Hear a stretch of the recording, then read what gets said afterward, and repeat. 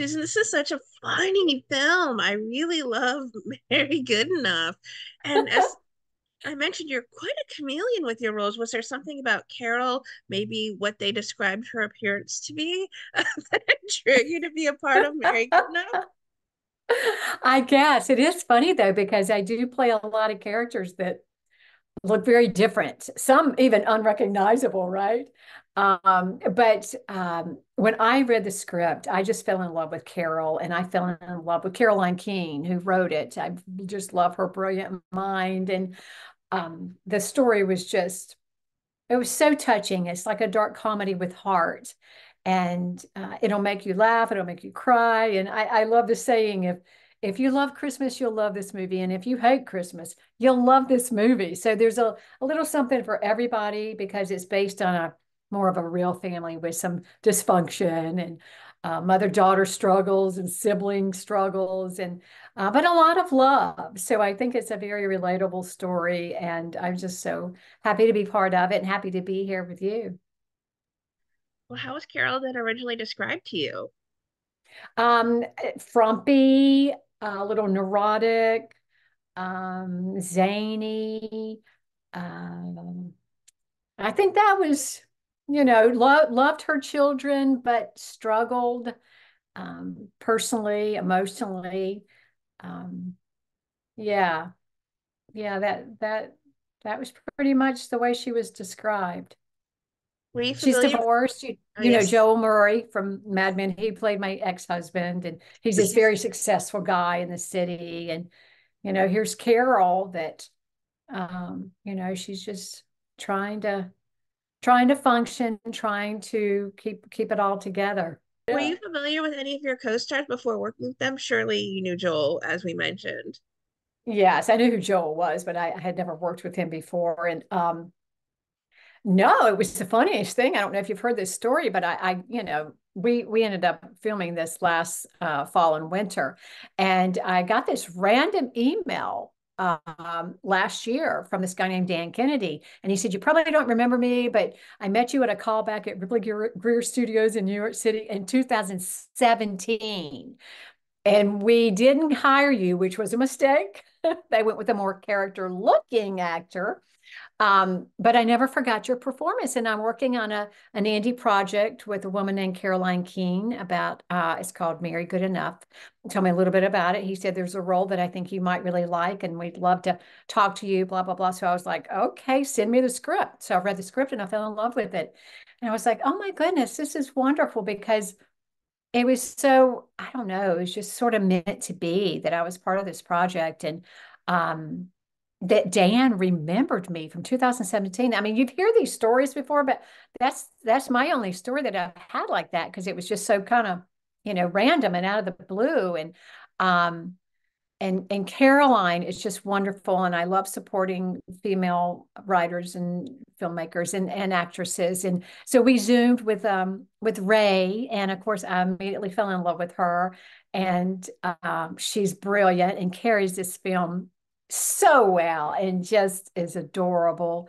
And Sawyer is wonderful and so talented. And Comfort Clinton and from Billions, she plays my other daughter. I mean, everybody, Daniel, Margaret, everybody is just um, and they're so wonderful, and they bring such an honesty to each of the characters. And I think it's because we didn't have much money. This is a not a big budget film, so everybody wanted to be there from the cast and the crew.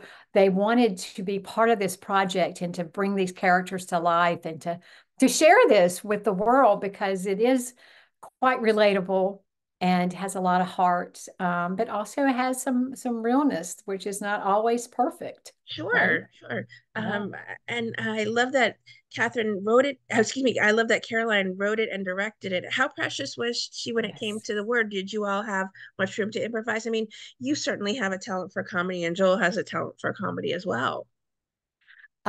Actually, I stuck to the script pretty much on this, but no, she was wonderful. She and Dan have similar energy, just very easy and laid back, but focused.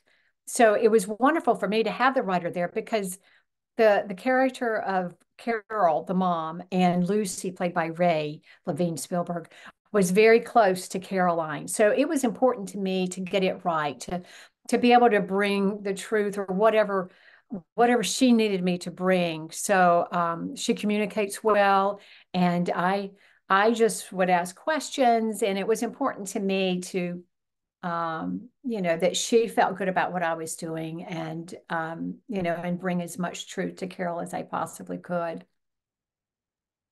I love that she's missing in their concern, but not enough not to be like charading it up.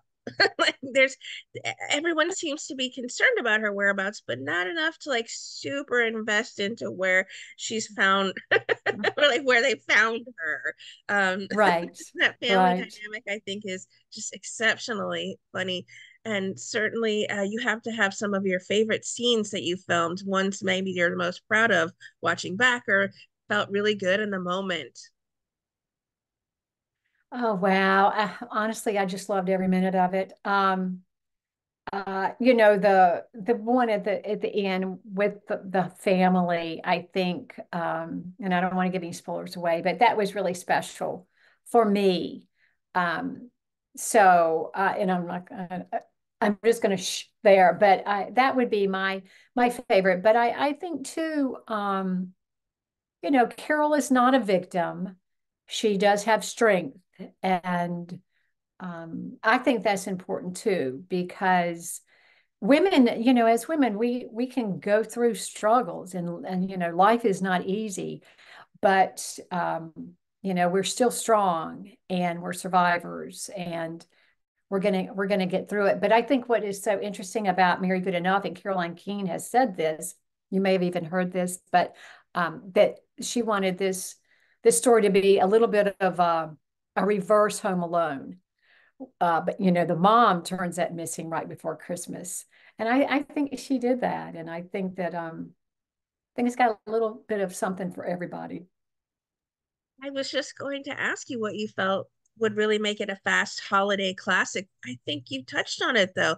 It's got heart, it's got tons of humor, and certainly it's set around the holidays, but you all just excel in these moments of comedy. Have you always been gifted comedically? Did you feel like you had to work at it at some point? I think I had to have the opportunity once I got into the business, but I grew up in a really funny, crazy, dysfunctional family. But laughter was a big coping skill in the Gallagher family. I come from a large Irish Catholic family. And my brother is very quick-witted. I had uncles that were closer to my age, so they're more like my brothers. My grandmother was very healthy from North Carolina mountains, and she had babies for a long time. So I've got three uncles that are more like brothers, especially the two youngest ones, and they're just hilarious. And I have always love to laugh and like to be around funny people, and because life is so hard and it's so intense and there's so much suffering, that for me it is a big coping skill. It's a must coping skill. So when I had the opportunity and the blessing to be cast in the role of that filthy, sassy, somewhat provocative homeless Lynn in Cobra Kai, it gave me an opportunity to deliver some of the hilarious one-liners that the big three of the guys come up with. And it has just been such a wonderful experience to make fans laugh and to bring some joy and some laughter, even though it may be kind of ridiculous and sort of sketchy. But to be able to make people laugh has been a big, big thrill of mine in my career, and I'm grateful for that. What's next for you? Have you been busy working on maybe a Cobra Kai cameo again for this season coming? Or Let's are you able to hope. tease anything else that you've been busy Yeah, working on? my last interview, they were like, hashtag bring Lynn back, right? We'll see. I certainly hope that they'll, bring her back for the final season. But it certainly has been a great ride regardless. I have a decent little role in a Pierce Brosnan movie that just came out February the 8th. So it is streaming, called Fast That's Charlie. Charlie. Yeah, and we have gotten great reviews. We were 100% on Rotten Tomatoes, and the Hollywood Reporter and Deadline.com have just been raving about Philip Noyce, so the Australian director who did Clear and Present Danger and Salt. And he's just wonderful. So he's done it again, and I'm so proud to be part of that. And one of the main reasons it's so special is that it was the last film of the late, great James Caan. So to work with Pierce, who is the loveliest man ever, and to to be in a scene with James Caan is just such an honor. So that's airing. It's a mobster movie set in the South, but there's a lot of humor in that because it's Philip Noyce and he knows how to really thread that needle. But yeah, and the Christmas Contract is on Lifetime. I did a couple of years ago, played Cheryl Ladd's sidekick, and it stars Hilary Burton from One Tree Hill, if you remember that show.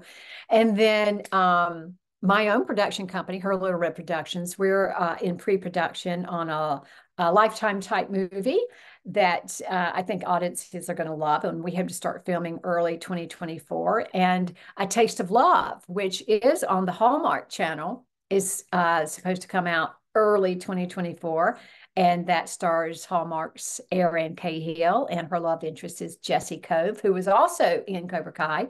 And I play his dad, Martin Cove's wife, in this movie, who, of course, is John Kreese on Cobra Kai. So that's A Taste of Love coming out on the Hallmark Channel. So it has been busy, and it's going to continue to be busy. And I'm just so thankful.